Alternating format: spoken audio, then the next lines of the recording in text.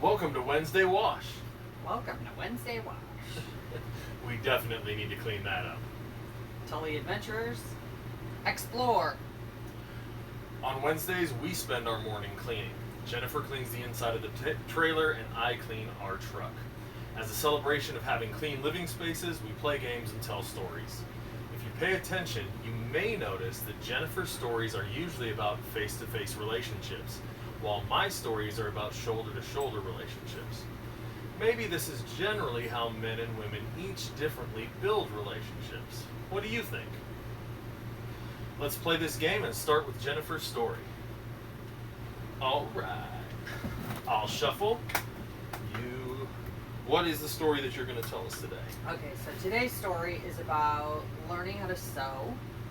And you had asked me earlier who taught me how to do that. And so immediately I knew it was my mom. My mom, I can remember her sewing from a very, very young age. She had this great little Singer sewing machine, and it was all metal, and it was heavy, and it was in this green case, and she could sew anything. I remember her sewing clothes for me, for my sister, for other people. I remember relatives coming and asking her to sew costumes. Yeah, she could just sew anything. So I remember I was probably in about 6th grade, and she helped me make aprons as gifts. And so I learned how to make a pattern and iron my seams and sew them and string it with ribbon. And yeah, she would show me, I'd sew a little bit, she'd watch me. That was that. And I have sewn some things from, I have to piece out for a second. I can't remember what the heck we're doing. So you get 5 cards. Okay. And the goal is to get 3 full sets. Okay. We're playing Monopoly Deals, so it's Monopoly, but a card game. Okay. So you're allowed to have up to 7 cards in your hand. You start with 5. Mm-hmm. You can pull a card from here, or you can pull a card from the, oh, no, that's not accurate. You just get an unknown card, don't you? I don't remember. Yes, you just get an unknown card. Okay. So first thing you do is you pull 2 cards, and then you have to play. Okay, and you can play up to 3 different things. Play up to 3 cards, yeah. Okay. We're trying to remember how to play this game. It's been a while. That's something we did not prep for or remember okay, how to so do. I'm going to put this one in my bank. I'm going to put this one in my bank. Smart. And that's it. Okay. So, the biggest thing about learning to sew with my mom was learning to thread the machine correctly. And I think that was my favorite part of it, was like the mechanics of threading that machine and watching it go to all the places. And anyway, as I got older, I started sewing like home things. Like I could do like little curtains or whatever. And then once I had kids, yes? It's my birthday, so all players give me M2. And I get her 4 instead of 2, because that's what she's got up here. And then I'm going to play that one, and that is my turn. Alright. And then when my kids were born, then I started sewing costumes. And what I would do is, because I didn't have a lot of money, is I would go to thrift stores and get like basic pieces, and then get things to get material to make the other ones. So one year my boys, when they were very little, were Peter Pan and Captain Hook. And so for Peter Pan, I found like a long, thin t-shirt that I cut, and I used this, I found this like glue stuff at the fabric store that would stop it from fraying. And I got him tights and a little Peter Pan hat from Disneyland. How many can I have in my hand at a time? Up to 7. So you might have to play up to 3. You can can have all the way down to 0, but 7 is the max you can have in your hand. Alright, so then I'm going to go with 1, 2. That's it. And that was the Peter Pan costume. And then for Captain Hook, I found like this very small women's blazer, so it would be very long on my little 3-year-old son. And I bought curtain shears and I cut them and I made, the ruffles around the sleeves and the ruffles right here. And Go ahead. it was amazing. Yeah. You only pick up 1 card at a time. Oh, I've been picking up 2. I've been picking up 2 as well. Okay, so from here forward, we're going to go to 1. We're only picking up 1 card. Okay, got it. Got it. Remembering how to play the game. All right. You're not. No. Okay. So when I knock on the table, it signifies that I'm done with my turn. And I learned to do that by playing with my bonus son, Eric, also known as Backward K, if you're in the Long Beach area and looking for a DJ. Nice little shout out there. I like it. Yes. Eric's my bonus son. And when I would go on vacation with him and his grandma, his great grandma would come along, and she was deaf. And she was a card sharp. Woo, there was no game of cards she could not play. And when she was done with the turn, she would knock on the table, and we were expected to do the same because then she knew we were done. And the other thing is that she could talk because she had lost her hearing later. So she would say, chest your cards, and she would get very emphatic about, chest your cards right here. Anyway. 6. Grandma Lindbauer, I think. And I'm done.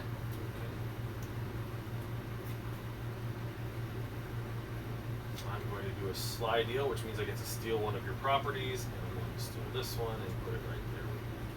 Okay. All right.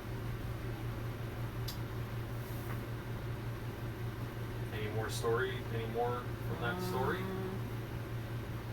No. Learning how to sew, what sewing has done for you?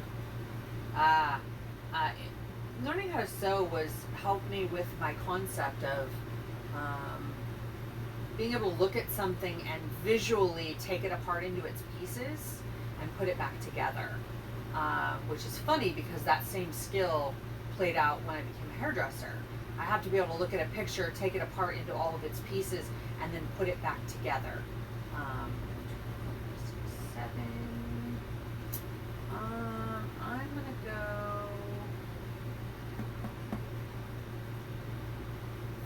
here and here. Okay. Anything else from the story? I know that my mom still had that sewing machine. It's a Singer Featherweight, and she gave it to my niece, Anicia, and taught her how to sew too. And the reason I keep asking you is because the thing that your sewing has done for us in this RV is you reupholstered the couch, took the entire couch apart to just the frame, put new foam on, sewed covers, put those covers on, and as all of you can see, we're sitting on dining room cushions. The dining room cushions themselves, Jen made them.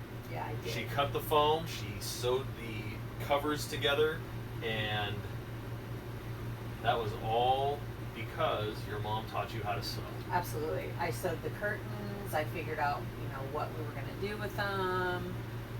It definitely gave me courage to do other projects. I could figure it out. And the couch in particular, the couch in here is not like other upholstery. Did you already pick a card? I went, yes, I put this down. Or did you pick a card? Yes. Okay. It's like car upholstery. And so I had to learn how to do it. So I had to watch some YouTube videos. I had to take pictures as I took it apart so that when I rebuilt it, I would know how it went back together. Oh, just craziness. All right, so I'm going to Pass go and collect 2 more. Costco and collect 2 more. All right. And So that's one. So that's one card that you put down. You can still put 2 more cards down. Okay. I'm gonna put this one down in my bank, and I'm gonna put this one down right here. Okay. Will you open that curtain just slightly, kind of over that way? I just want to see what might happen here. Is that okay for you? Yeah. Okay. We're using my phone to do this live Twitch stream, and so we have Jen's phone over here to see if we can get the and there's a lag of about 3 or 4 seconds. Yes. So she just now opened the curtain on the stream. It's fantastic. All right, so your turn is done? Yes. Do you have anything else to tell us about sewing and how it's affected you?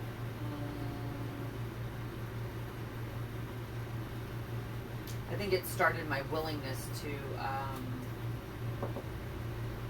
start projects, do repairs, and that kind of stuff that I had never done before. Like, I'm at least willing to try. I will definitely give it my all, and I'll probably figure it out. Probably. I mean, don't get me wrong, some stuff's out of my realm, but yeah. So because your mom, now I'm going to be all meta-y here, because your mom got face to face with you and showed you how to work this sewing machine, your whole life has changed, and the way you relate to things that you can do, your confidence in your ability to do things. And then of course all the things that you've done, which are amazing, all happened because of that. Right. I'm gonna use a slide deal. Take one of your cards. I'm going to say no. Okay. That's very cool. So that's a great story. I love it. It's affected your whole life. So that was your first maneuver? I put one down and I did that, so I have another one. I'm gonna need 3 monies from you because I want rent on this property. Okay. And there are your 3 monies. I'll take it. All right. Well, very cool. Thank you for sharing that story, man. All right, my turn? Yep. She didn't knock the table. I didn't know what to do. All right. I'm going to collect M5 from you. Thank you very much. And that's my turn, so I'll start telling my story. I want to tell you guys about how I got into surfing. I'm from California, born and raised. Loved being there. Lived in Ventura, California, which is right on the coast. But growing up, my mom had me in a summer camp where every single Wednesday we would go to the beach. So I learned how to interact with the ocean and not be scared of it from all of the counselors there who helped me, from all the other kids who were playing in the water. And especially as a kid, it can be really scary because there's these big, huge waves, the water's coming at you, you don't know what to do, and you have to learn, I'm going to pass, go and collect 2, you have to learn how to jump through the wave instead of trying to jump over it if it's bigger than you, or if it's smaller than you, you can jump over it, and so you have to learn how to do that. I am going to take rent from you for 3.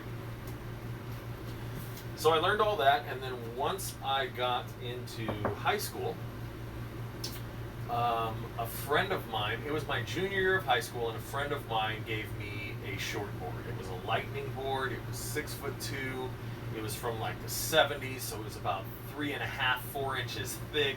It was just a floating machine, but it was still a short board. And so had a couple friends who would take me out to the beach, and I was trying to learn how to surf on this shortboard. And I spent an entire year, going as often as I could to the beach and paddling out and hyperventilating and having panic attacks and being scared, and then paddling back in, not being able to catch a wave. And it was pretty rough because I had my buddies going with me, and they could paddle out and they could paddle back in, and so I felt kind of silly. All right, I'm going to take M2 from you for rent for this property. And so I was really struggling. I was kind of disappointed. I had spent this whole year, yeah, it's your turn, trying to learn how to surf. When finally, when I was, what was it? Was it the summer of? It must have been the summer of my junior year. A buddy of mine, his friend, let me borrow his longboard surfboard. Put that there. That's my turn. And I took this board out. And so I drive in with my truck. I park my car.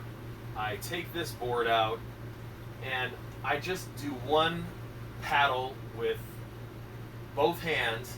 And I catch a wave. And I stand up. It was the most amazing thing ever. It felt so good after a year of putting in all this work and not being able to stand up on a wave, to get out there and just stand up on a wave. All right, I'm going to do a force deal and swap one with you and one with you. Okay. All right, I'm going to take this. So it was just this most amazing feeling, and I loved it, and I was so thrilled and happy. And then I got done surfing. I come back in. I put the board in my truck. I'm exhausted but exhilarated. And I start driving away. And I take this curve. And the board flies out of the back of my truck. Oh, I was devastated. I'm done. Your turn. And so I go and grab it. It's... Deal breaker. You're going to steal a complete property set? I'm going to say no. Okay. I'm devastated. The board is just, it's got road rash. There's different spots that are all broken up. It had slid along the ground and knocked into these steel posts. Man, it wrecked me. And I was so scared because growing up, anytime I made a mistake, a big punishment was coming. So, just so scared. And I'll take M5 from you with my second move. Thank you. And then my third move, I get to pick up 5 because I'm 2, 3, 4, and 5. And then I get a fourth move, which is going to be... A fourth move? Or sorry, a third move. That's Okay. not, that didn't count as a move. Right, I have right. to read. So, good call. My third move is going to be pass and go and collecting 2 more cards. And now it's your turn. Okay. So, I call my buddy. His buddy is the one who let me borrow the board, and I tell him what happened. And it took me a while to get the courage to do that. Draw first. But I found the courage to do what I needed to do, as scary as it was. I'm going to drop these 2 here, and then I'm going to Win the game. drop these 2 here, and that's all I can do. Alright. And my buddy said, hey, you got to call the guy who owns the board and deal with him, because he's the one who's going to tell you what's going on. Well, at this point, you know, butthole's puckering, I'm peeing my pants, I'm just so scared. I don't want to deal with this. Did you just win? Okay. I call the guy, and I tell him what happened. Hey man, you know, the board got messed up, all this. His response to me was, take it to a surf shop, get it fixed up, and let me know how it rides. I was crying. I was so relieved. There was no punishment coming. This guy just totally, the relationship was more important than this thing that he owned. And it blew me away. I had grown up in church my whole life, and rarely had I been treated with that much love and concern for caring about people more than things. It was wild. It was so cool. And that's when I really fell in love with surfing. I had put in a year of time. Is it my turn?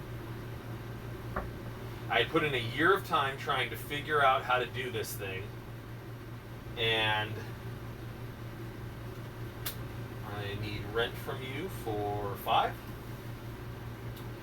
And I finally had stood up on a wave, and then I had this heartbreaking situation happen. I thought it was going to ruin my entire connection to surfing. Instead, this guy showed me that people were more important than things, that relationships were more important. You know, I fixed up the board, I took it out and rode it, and when I gave it back to him, it was in the best condition it could be given the circumstances, and he was totally cool with it. And I was just blown away. It totally connected me to surfing in a different way.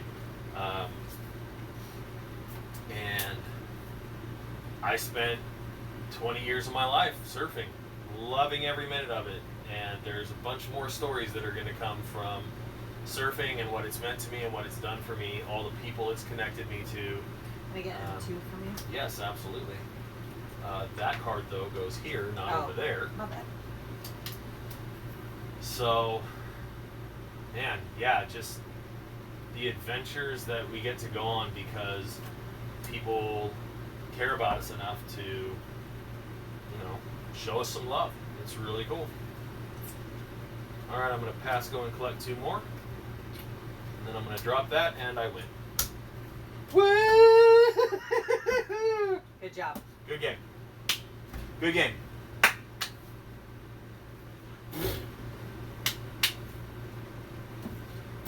That's our secret family handshake.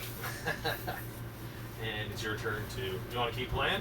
I want to play a different game. You want to play a different game. All right. Yes. What game do you want to play? I want to play regular cards. Okay. And I don't know if these names are right. It's like... I mean, I've always called it gin and gin rummy. Uh-huh. But, so I'll describe it. It's the gin where you lay out your cards. Okay. You know what I'm talking about? Yep. Alright. Okay. That was great. We did some good story time. Yeah. How are you feeling about? I really like game time because I feel like it's an interesting mix between shoulder to shoulder and face to face, because technically we're facing each other, but we're doing something. Yes. So I like that kind of hybrid feel of it. Yeah, absolutely. Much easier to create connection. Yeah. Being as a kid myself, I was quite a tomboy, with a weird twist because I loved a good dress. Like I loved a pretty dress too, but I loved being a tomboy. And when I was real little, I used to like to race the boys and play whatever they were playing. 11 cards? Uh,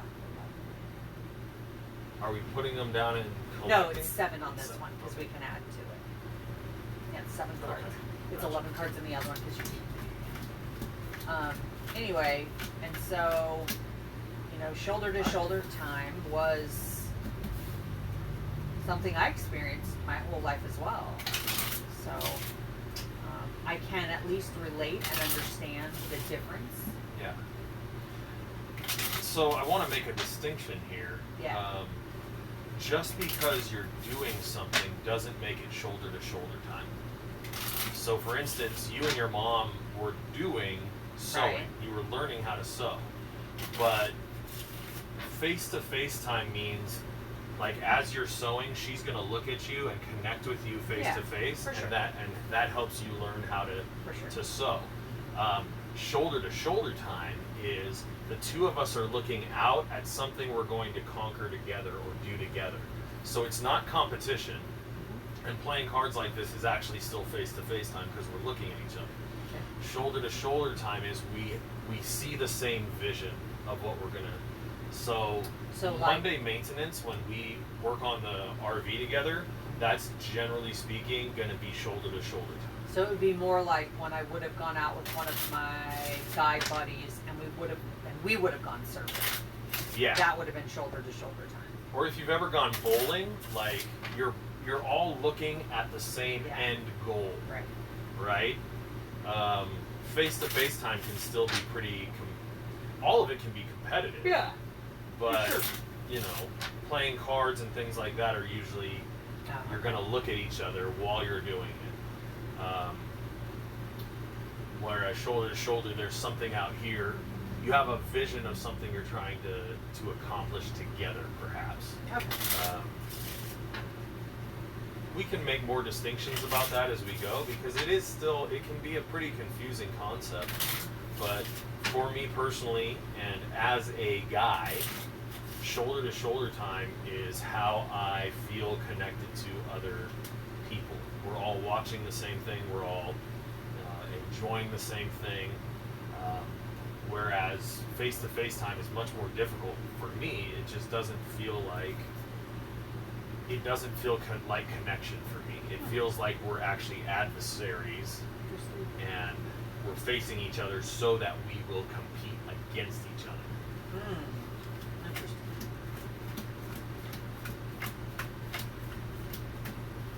I would imagine. Actually, I'd like to know what does shoulder-to-shoulder time feel like for you? What does it feel like when we have this goal?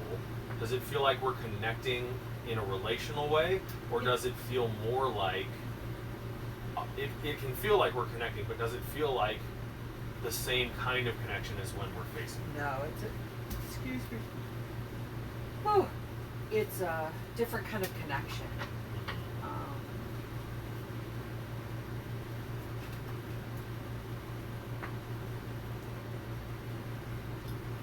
I think because it's like we have the same vision when we're doing a shoulder-to-shoulder thing. There's things to be conquered and accomplished and things like that. When we're doing face-to-face things, it can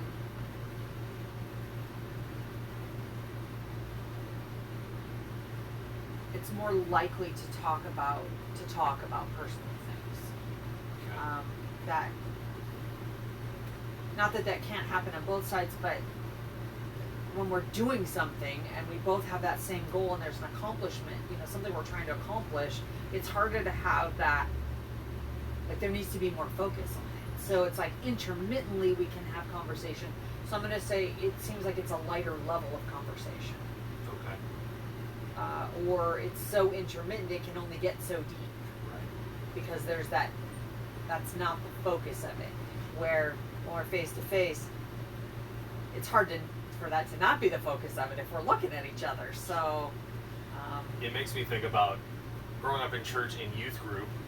As we started as I was starting to date, my guy buddies would say, "Don't go to a movie because you're not gonna get to actually find out who this person is. Movies are shoulder to shoulder. You just sit there facing the same direction. You're watching a movie. You're not really talking. You're not gonna." Is that what you did when you dated and you went to the movies? That might not have been all. Not bad. But the point is, that shoulder to shoulder thing doesn't allow you to actually talk or get to know who the person is. Whereas if you go somewhere, if you go out for coffee, or if you go to dinner, or you do something like that, you have time where you're not trying to look out to this other thing, and you can actually have conversations. So is that why you asked me to play pool on our first date?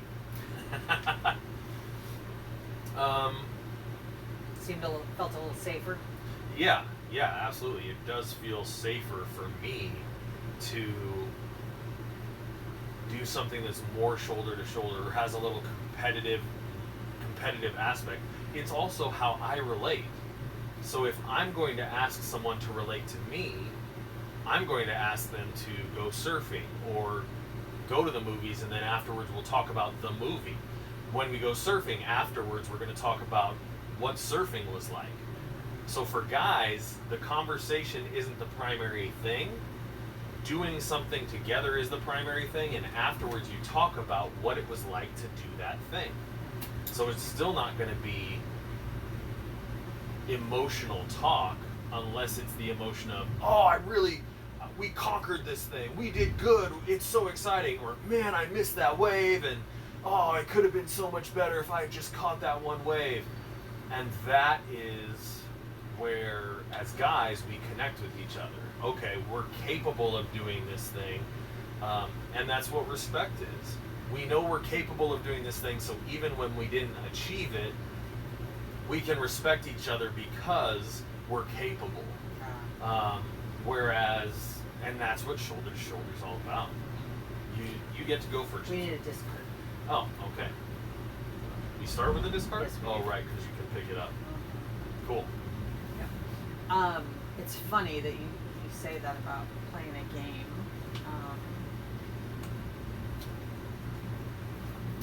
So when I'm teaching, as I teach for a big hair color company, the first thing I often will do is get the group to play a game.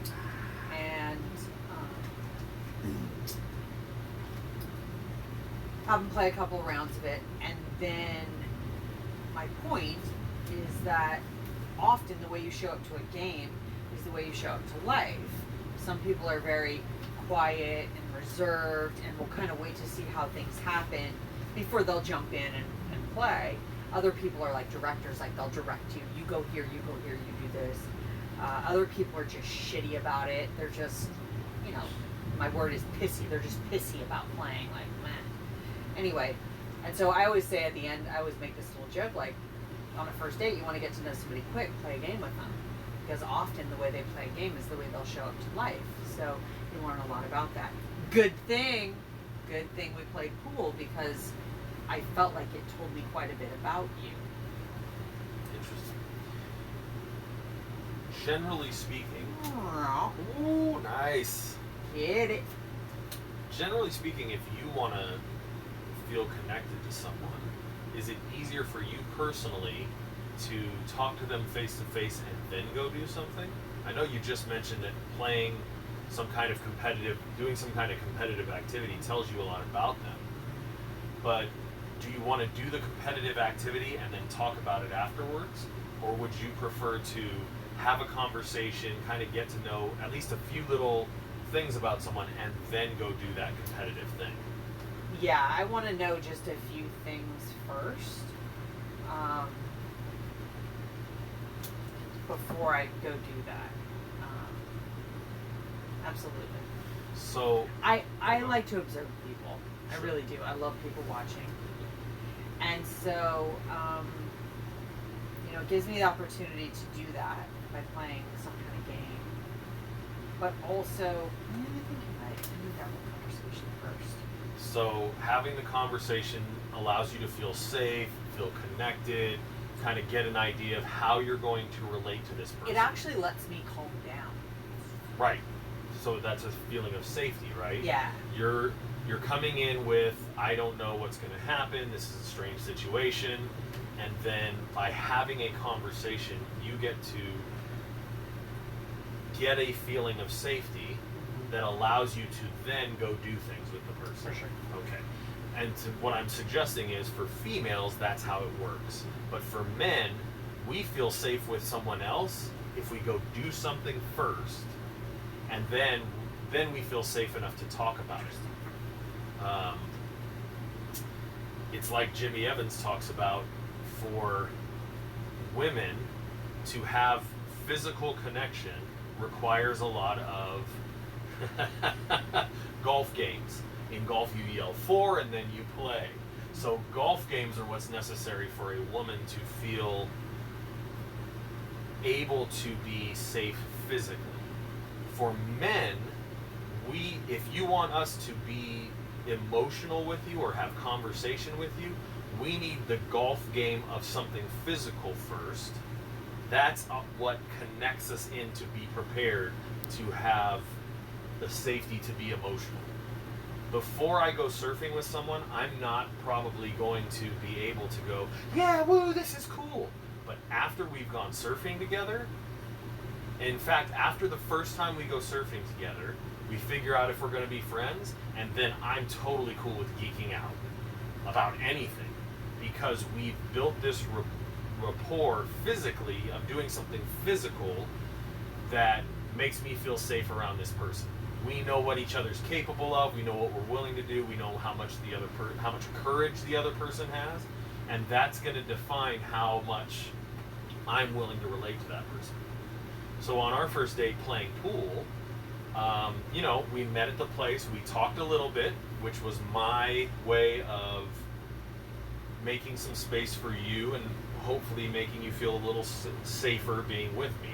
Then we played pool. Once we did that, I felt more safe with you to geek out and and show a little bit more of my emotions. Does that all make sense? Absolutely. All right, cool. Whose turn is it? Yours. Oh, okay. Sorry.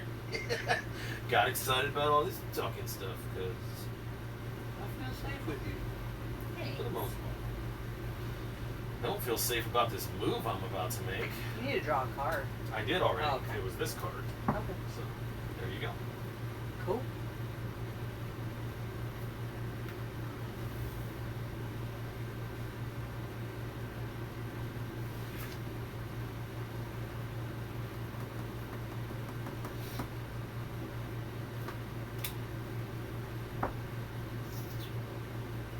Eh.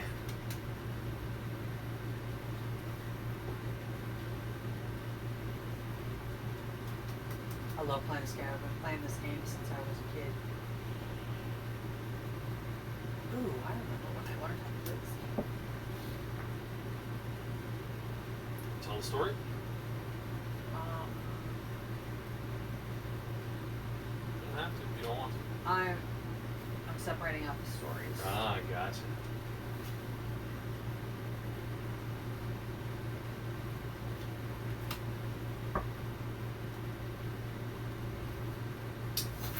Dang it! I was gonna do that.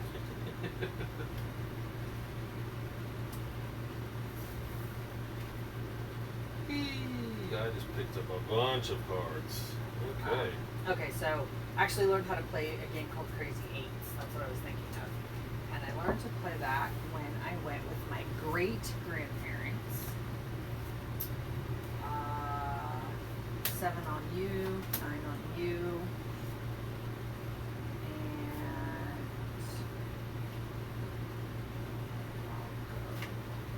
discard. And my great grandparents were raising another one of their great grandchildren. They were not raising me, but I went for 3 days with them to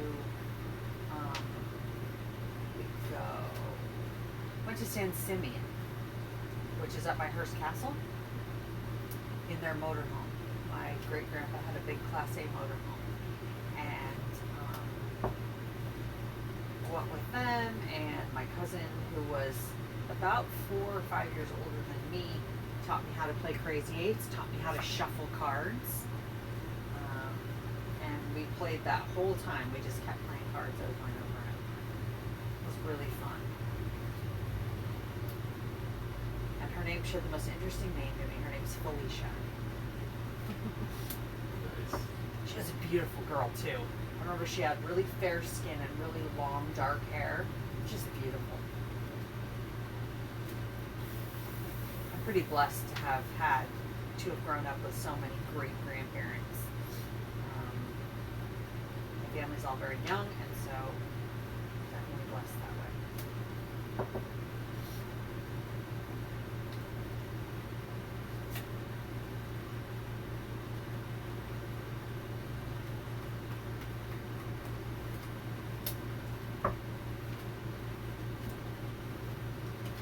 How about you? Did you know your grandparents well?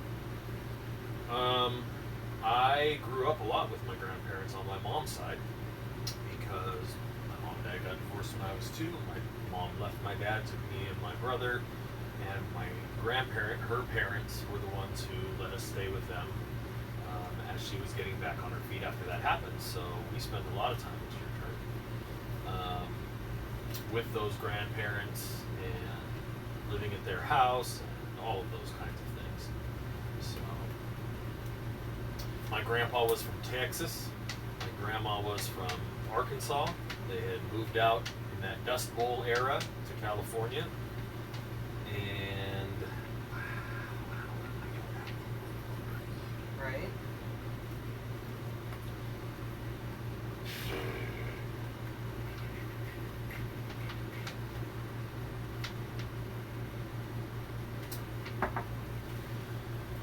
ooh, she's about to make moves. So that was at 2. Okay. My grandpa was an incredibly quiet man. He didn't talk almost ever. And To anyone? Pretty much to anyone, yeah.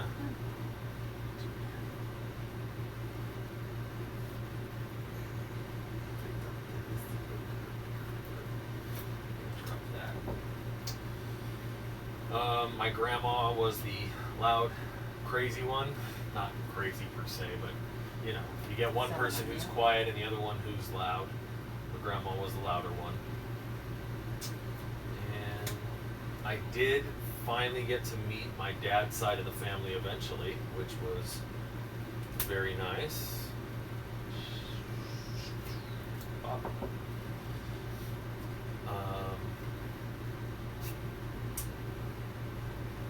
So eventually we got to the point where I went to their side of the family for Christmas, and then for Christmas and Thanksgiving. So we got to know them a little bit, which was... Must have taken a lot for your mom to let you go spend a holiday with the other side of your family knowing they were divorced. Because I'm guessing that wasn't a have-to thing on your mom's part. Yeah, absolutely. And divorce is horrible, and there's a lot of bitterness that builds up from that. Yeah, So, for sure. I am grateful that my mom did get to a place where she was willing to allow me to have some connection with that side of the family.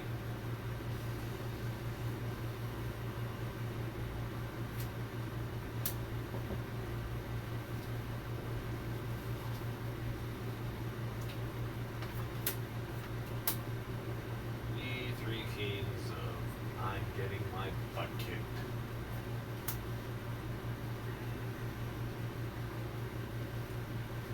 And so you did have grandparents. What were your grandparents like on the other side? My grandma played bass in her local church. Bass like. Bass guitar. Oh, cool. Yeah. Get it, Grandma. They were a very musically oriented family. Uh-huh. My dad played guitar. My dad's three sisters created a singing group, so they were a trio. One of them wrote music, and the three of them harmonized and sang together. So that was really cool. What else? I mean, I don't know. They were a pretty cool family. You know, they all came from a very poor upbringing. What was your grandpa on that side like? I didn't know him that well. He was pretty rough and ready, and by the What does that mean? he was very blue collar, but like I said, they were very poor, and so. It's away. Did you already draw? Yeah, that's the one I drew. Uno. There you go. You got a 3 on you. Okay. So yeah, they just came from poor background. I think by the time I don't know them well enough. I don't know their stories well enough. I think my grandpa on that side may have been an alcoholic, and so, or at least he drank. And sometimes when he drank, he was not fun to be around. Like mean or like? Baby, I'm telling you, I don't know the details. Got it. So I can't tell you yes I or am no. all or about whatever. those details. Like I want to know everything. I don't know. Because I never went surfing with the guy. Got it. I never did something with him that allowed me to then build or create a relationship. Got it. So I can't tell you any of those details because my family does this to me all the time. Yeah. Give me these details. I don't know any of them. I've never gone surfing or mountain biking or done anything with the guy. We've never gone for a run. We never played basketball together. We never did anything together. Even my stories with my dad are so limited because my stories with my dad are pretty much when I was a kid. He brought this. I'm not smart. He brought this trunk of toys, and there's the Jack and the Queen for that, and I'm done. Nice. He brought this trunk of toys. They were He-Man toys, and my brother and I would play with those toys, and he would watch us, and then he'd put the toys away, and we'd go home. So it's still not like we were playing with him. So I don't have stories about my dad because I didn't connect with him the way men connect. Were we going to count them all? You want to count all the points? Ugh. So, and I never met my grandpa long enough on my dad's side to play anything with him. Do the 10s count as 10s? How do we score this? The numbers are 5 points each, and then the face cards are 10 and aces are 15. So even the 10s are only 5? Yeah. Okay, that's fine. Okay, 10, 20, 30, 40, 50, 60, 70, 80, 90, 100. Had 105. Ooh, look at you, girl! I Close. thought I won because I was throwing down. So yeah, as a man, the only way I'm going to create a connection with someone is by doing something with them shoulder to shoulder. And if we don't do that, then I'm not open to conversations with them and things that are going to allow me to connect or remember any of the details. I mean, I have buddies who I've been friends with for 15, 20 years, and if you ask me details about them, we've gone surfing, we've done all these things, but you're going to ask me details that you want to know about how women relate to each other, and I don't have any of those answers because I don't connect that way. Now, as I'm saying all of this, I would like to point out when I use these general terms, I mean about 80% of the population is generally going to fall into this, and there's 10% on each side that don't fit with this at all. So there's definitely at least 10% of men who are thinking, I'd rather have a conversation and relate. In fact, particularly with this one, it might be like 60%, and there's 20% on each side. So 20% of men are going to say, I'd rather relate by having a face-to-face conversation, and then I might trust you enough to go do something with you. And there might be 20% of women who are going to say, no, I need to do something with you before we have some conversation because that's how I interact with the world. This very broad general statement doesn't mean that if you're male or female, you have to interact with the world this way. It just means that most likely, and it could even be better than that. It might be 60% of guys do this and 40% of guys do the other thing. And the same way with women. I'm just making this general statement because the majority, which might be 60-40, I think, interact with the world this way. And if I'm wrong, I'm wrong. And that's okay. I'm still learning.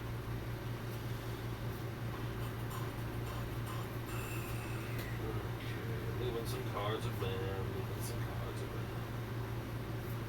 So what I hope you hear as I say this is, if you don't fit into these categories, that's okay. You don't have to.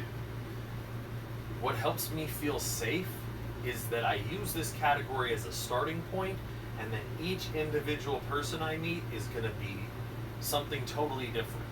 But the only way that I'm going to feel safe enough to go up to some stranger that I don't know is to have these basic categories set up so I can see how different this individual person is from these basic categories that allows me to let me know if I'm safe to have a relationship with them. Does that make any kind of sense? Sort of, kind of. Sort of, kind of. I'll take it.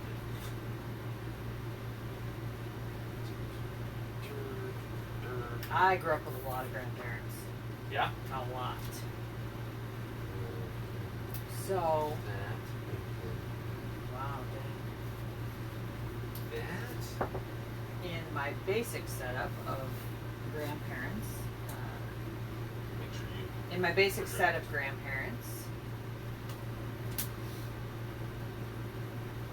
4 on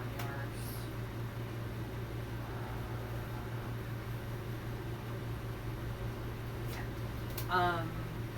My mom's parents had divorced and had each, let's just say, remarried. So there was 2 sets for her side and then 1 set for my dad's side. So that's 6 grandparents right there. Then my great grandparents, I had quite a few of them alive. So in great grandparents, my grandma's parents were gone. My grandpa's parents, those are the ones I vacationed with, they were there, so that's one set. On my dad's side, his dad's dad was still alive in my very young years, and his mom's parents were still alive. So 2 full sets of great grandparents and a single great grandparent. I already You just played, so you're discarded. I drew a card. You drew a card, you played, now you're discarding. Okay. Anyway, so I had a lot of grandparents around. I spent a lot of time with my mom's mom, my grandma Rose, who's no longer with us. I miss her every day. I spent a lot of time with her.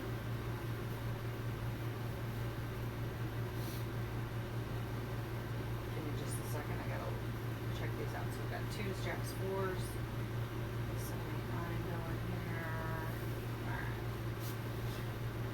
I would really love to set up 3 cameras so you guys could actually have a view of what we have in our hand and what's going on the table.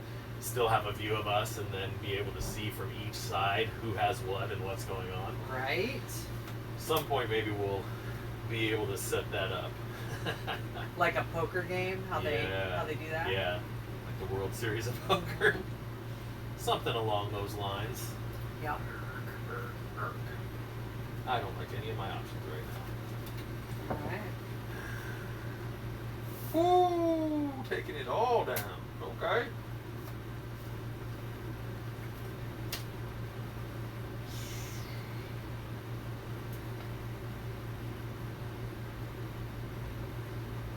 Wow. She's definitely in the lead. She's got an ace, a king, and a queen over here. What did the aces are 15? Yeah. Oof. Yep. Causing wreckage to me. There you go.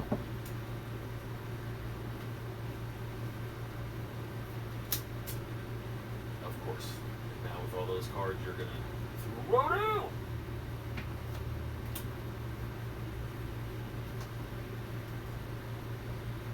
I'll put this 10 on that. And I'll put this 8 there. So you had all these great grandparents and grandparents, and Yes. what does that mean for your life? It's cool to be able to know them and get to know their stories. Like my great grandparents that were around the longest and I spent the most time with.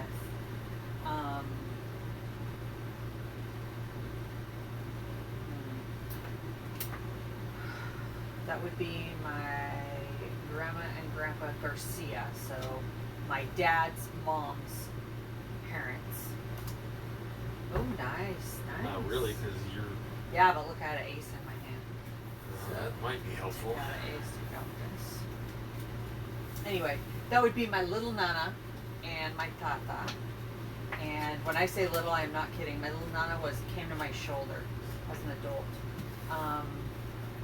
And they had come from New Mexico, and my great grandfather got a job with the railroad, and they built this. They had 5 kids.